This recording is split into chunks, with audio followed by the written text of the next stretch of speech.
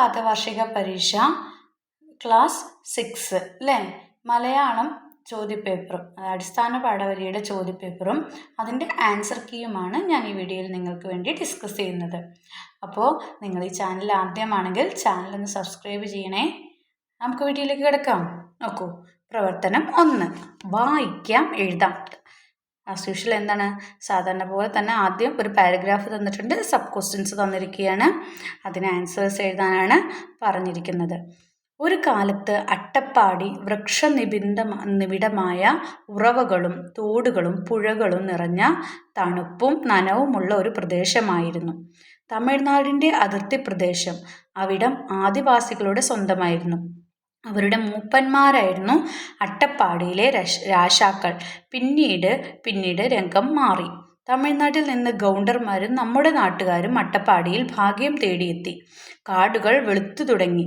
മദ്യവും പുകയിലയും കൊടുത്ത് ആദിവാസികളുടെ ഭൂമിയെല്ലാം വന്തവാസികൾ സ്വന്തമാക്കി.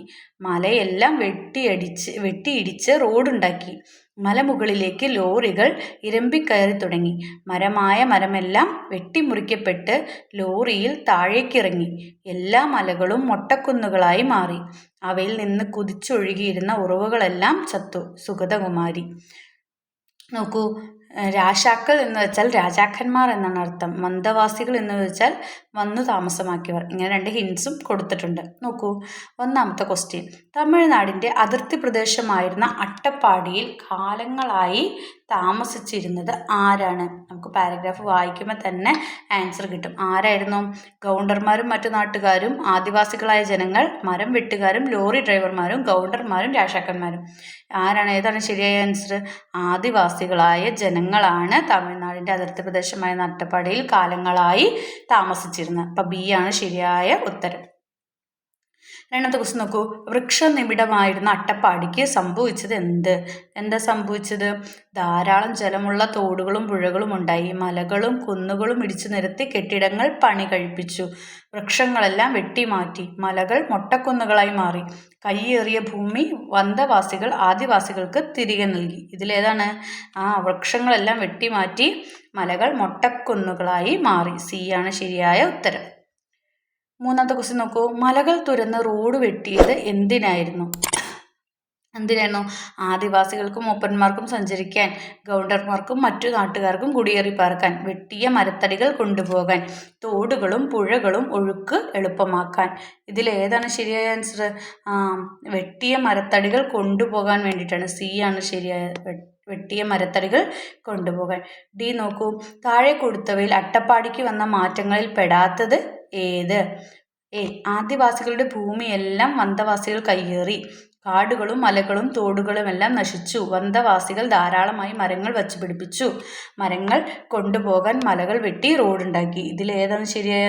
വന്തവാസികൾ ധാരാളമായി മരങ്ങൾ വച്ചുപിടിപ്പിച്ചു. സി ആണ് ശരിയായ ഉത്തരം. ക്ലിയർ ആണല്ലോ?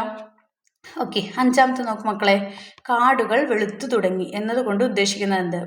മരമെല്ലാം വെട്ടിക്കൊണ്ടുപോയി. പുഴകളും തോടുകളും കരകവിഞ്ഞൊഴുകി. മഞ്ഞും തണുപ്പും കൊണ്ട് കാട് നിറഞ്ഞു. കാട്ടിൽ ധാരാളം ഉറവുകളുണ്ടായി. ഏതാണ് ആൻസർ? എ ആണ്. മരമെല്ലാം വെട്ടിക്കൊണ്ടുപോയി. അപ്പം മരം വെട്ടിക്കഴിഞ്ഞപ്പോൾ അവിടെയൊക്കെ കാടൊക്കെ വെളുത്ത് തുടങ്ങി എന്നാണ് അതിനർത്ഥം. പ്രവർത്തനം 2. നിങ്ങളോട് വിവരണം തയ്യാറാക്കാനാണ് പറഞ്ഞിരിക്കുന്നത്. പണ്ട് കാലത്തെ ഓണത്തെക്കുറിച്ച് പാഠപുസ്തകത്തിൽ പരിചയപ്പെട്ടല്ലോ. നിങ്ങൾ ആഘോഷിച്ച ഓണത്തെക്കുറിച്ച് വിവരണം തയ്യാറാക്കുക. അപ്പോൾ രണ്ടാമത്തേൽ നിങ്ങളുടെ ഓണത്തിന് നിങ്ങൾക്ക് ഉണ്ടായ അനുഭവങ്ങൾ എന്തൊക്കെയാണ്, ഓണത്തിൻ്റെ ആശയം എന്താണ്, ഓണക്കാഴ്ചകൾ എന്തൊക്കെയാണ്, പിന്നെ അങ്ങനെയൊക്കെ കുറേ കാര്യങ്ങൾ എഴുതി. ഓണത്തെക്കുറിച്ച് ഇപ്പോഴത്തെ ഓണവും പണ്ടത്തെ ഓണവും തമ്മിലുള്ള വ്യത്യാസം എന്താണ്, അതുകാലത്തെക്കുറിച്ചൊക്കെ, അങ്ങനെയൊക്കെ കുറേ കാര്യങ്ങൾ ഉൾക്കൊള്ളിച്ചുകൊണ്ട് ഒരു വിവരണം തയ്യാറാക്കാനാണ് പറഞ്ഞത്. ഓണത്തെക്കുറിച്ച് നമുക്ക് എല്ലാവർക്കും അറിയാം അല്ലേ? അപ്പോൾ അതിനകത്ത് മഹാബലിയുടെ കാര്യങ്ങൾ വരണം.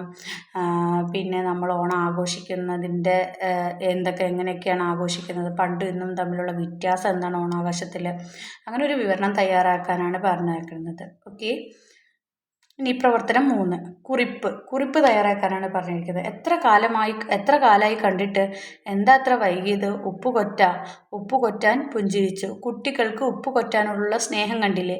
കുട്ടികളും ഉപ്പ് കൊറ്റാനും തമ്മിലുള്ള സ്നേഹബന്ധം എങ്ങനെയെല്ലാമാണ് പാഠഭാഗത്ത് അവതരിപ്പിച്ചിരിക്കുന്നത്. കുറിപ്പ് തയ്യാറാക്കാനാണ് പറഞ്ഞത്.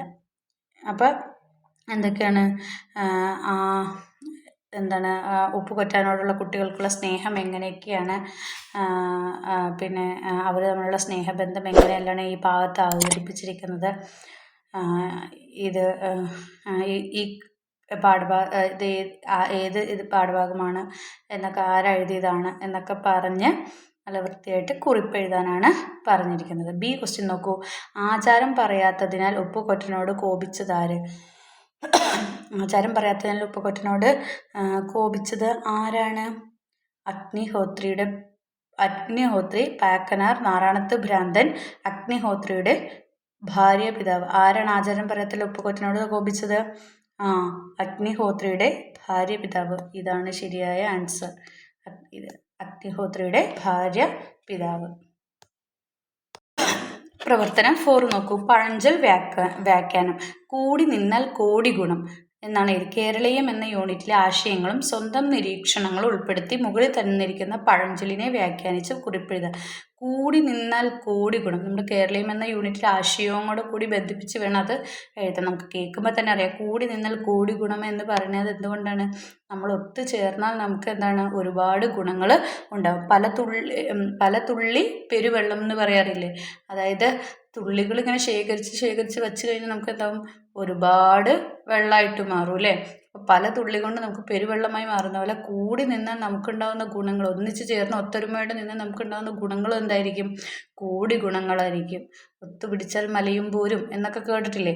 അപ്പോൾ ഇതുപോലെ ഇതിനെ വ്യാഖ്യാനിച്ച് നിങ്ങൾ എഴുതാനാണ് പറഞ്ഞിരിക്കുന്നത്. ബി ക്വസ്റ്റ്യൻ നോക്കൂ. ഓണസദ്യ കഴിഞ്ഞ് ചെറുപ്പക്കാർ കളിച്ചിരുന്ന കുടുകുടു ഇന്നത്തെ ഏത് കളിയുടെ പഴയ രൂപമാണ്? ഏത് കളിയുടെയാണ്? ക്രിക്കറ്റിൻ്റെ ആണോ, കബഡിയുടെ ആണോ, ഹോക്കിയുടെ ആണോ, ചെസ്സിൻ്റെ ആണോ? ഏതിൻ്റെയാണ്? കബഡി. കുടുകുടു എന്ന് പറയുന്നത് കബഡിയുടെ പഴയ രൂപമാണ്. പ്രവർത്തനം 5 നോക്കൂ. പ്രസംഗം എഴുതാനാണ് പറഞ്ഞിരിക്കുന്നത്. പ്രകൃതിയെ പഠിക്കുക, പ്രകൃതിയെ സ്നേഹിക്കുക, പ്രകൃതിയോട് ചേർന്ന് നിൽക്കുക, അത് നിങ്ങൾ ഒരിക്കലും പരാജയപ്പെടുത്തുകയില്ല. Frank Lloyd right. അതായത് ഫ്രാങ്കിൻ്റെ വാദങ്ങൾ ശ്രദ്ധിച്ചില്ലേ? മണ്ണും മനുഷ്യനും എന്ന വിഷയവുമായി ബന്ധപ്പെട്ട് സ്കൂൾ അസംബ്ലിയിൽ അവതരിപ്പിക്കാൻ ഒരു പ്രസംഗം തയ്യാറാക്കുക. അപ്പോൾ നിങ്ങൾ സ്കൂൾ അസംബ്ലിയിലാണ് നിൽക്കുന്നത്. അപ്പോൾ നിങ്ങൾ എന്താണ്, ബഹുമാനപ്പെട്ട അധ്യാപകർ, സുഹൃത്തുക്കൾ, HM, ഹെഡ് മാസ്റ്റർ എന്നൊക്കെ പറഞ്ഞിട്ട് എന്താണ്, നമ്മൾ മണ്ണും മനുഷ്യനും തമ്മിൽ എങ്ങനെയാണ് പ്രകൃതി മനുഷ്യനെ, പണ്ട് മനുഷ്യർ എങ്ങനെയായിരുന്നു പ്രകൃതിയോട്, ഇപ്പോൾ എന്താണ് പ്രകൃതിയോട് നമ്മൾ ചെയ്തുകൊണ്ടിരിക്കുന്നത്, അതുമൂലമുണ്ടാകുന്ന പ്രകൃതി ദുരന്തങ്ങൾ എന്തൊക്കെയാണ്, ഇനി പ്രകൃതിയോട് ചേർന്ന് നിന്ന് ആ പ്രകൃതി നമ്മൾ ഒരിക്കലും പരാജയപ്പെടുത്തില്ല. അപ്പോൾ അങ്ങനെയുള്ള കുറേ കാര്യങ്ങൾ വച്ച് അവതരിപ്പിക്കുന്ന ഒരു പ്രസംഗം അതിൻ്റെ രൂപത്തിൽ തയ്യാറാക്കാനായിട്ട് അവസാനം എല്ലാവർക്കും നന്ദി എന്ന് പറഞ്ഞിട്ട് അവസാനിപ്പിക്കും. ഒരു പ്രസംഗ രൂപത്തിൽ നിങ്ങൾ ഇത് എഴുതാനാണ് പറഞ്ഞിരിക്കുന്നത്. ബി ക്വസ്റ്റ്യൻ നോക്കൂ. ഓണം അന്നും ഇന്നും ആരുടെ രചനയാണ്? ഓണം അന്നും ഇന്നും ആരുടെ രചനയാണ്? തകഴിയുടെയാണോ, കടമ്മനിട്ടൻ്റെയാണോ, P. വത്സല സച്ചിദാനന്ദൻ? ആരുടെയാണ്? തകഴിയുടെ രചനയാണ് എന്തെന്ന് പറയുന്നത്? ഓണം അന്നും ഇന്നും. ഇതാണ് ശരിയായ ഉത്തരം, തകഴി. നോക്കൂ. പ്രവർത്തനം 6. ഒരു കാർട്ടൂൺ തന്നിട്ടുണ്ടല്ലേ? എന്താണ്? അമ്മൂമ്മ അപ്പൂപ്പനും പറയാണ്, കുട്ടികളെ ഞാറും നടും നിങ്ങൾക്ക് അറിയോ എന്ന് ചോദിക്കുകയാണ്. അപ്പോൾ കുട്ടികൾ എന്താ പറയണേ? പഠിക്കാൻ മുത്തശ്ശി, കൃഷി നമ്മുടെ നിലനിൽപ്പല്ലേ എന്ന് പറയാണ്. അപ്പോൾ കൃഷിയെ സ്നേഹിക്കുന്ന ഈ കുടുംബത്തോടുള്ള നിങ്ങളുടെ പ്രതികരണം കുറിപ്പായി എഴുതാനാണ് പറയുന്നത്. അപ്പോൾ ഇന്നത്തെ കാലത്ത് നമുക്ക് കുട്ടികൾക്കും ആർക്കും അറിയില്ല അല്ലേ, എങ്ങനെയാണ് കൃഷി നടുക, എന്താണ് നെല്ലെന്ന് പോലും നമുക്കറിയാത്തൊരവസ്ഥയിലേക്ക് അല്ലേ? പാടങ്ങൾ കാണാനില്ല, കൃഷി എങ്ങനെയാണ് ചെയ്യേണ്ടതെന്ന് അറിയില്ല. അപ്പോൾ കൃഷി ഒന്നും ഇല്ലെങ്കിൽ നമ്മുടെ നിലനിൽപ്പ് തന്നെ അവതാളത്തിലാകും അല്ലേ? അപ്പോൾ അതിനെക്കുറിച്ച് നിങ്ങളോട് അതായത് ഈ കൃഷിയെ സ്നേഹിക്കുന്ന ഈ കുടുംബത്തെക്കുറിച്ച് നിങ്ങളോട് ഒരു കുറിപ്പ് എഴുതാനാണ് പറഞ്ഞിരിക്കുന്നത്. ഇന്ന് എല്ലാവർക്കും കൃഷിയോടുള്ള താല്പര്യമൊക്കെ പോയിട്ട് നമ്മൾ മറ്റുള്ള ജോലികളിലേക്ക് തിരിഞ്ഞുകൊണ്ടിരിക്കുകയാണ്. കൃഷി വളരെ കുറവാണ്. നമ്മൾ അന്യ സംസ്ഥാനത്തു നിന്നാണ് എന്ത് ചെയ്യുന്നത്, എല്ലാം കൊണ്ടുവരുന്നത്. അപ്പോൾ കൃഷിയെ സ്നേഹിക്കുന്ന ഈ കുടുംബത്തെക്കുറിച്ചുള്ള നിങ്ങളുടെ പ്രതികരണം എന്താണ്? അവരോട് എന്താണ് നിങ്ങൾക്ക്? അവരോട് സ്നേഹമാണ് അല്ലേ? അപ്പോൾ അവർ അതിനെക്കുറിച്ചുള്ള നിങ്ങളുടെ പ്രതികരണം കുറിപ്പായി എഴുതാനാണ് പറഞ്ഞിരിക്കുന്നത്. അപ്പോൾ ഇത്രയൊക്കെയാണ് ആൻസർ കീ ആയിട്ടുള്ളത്.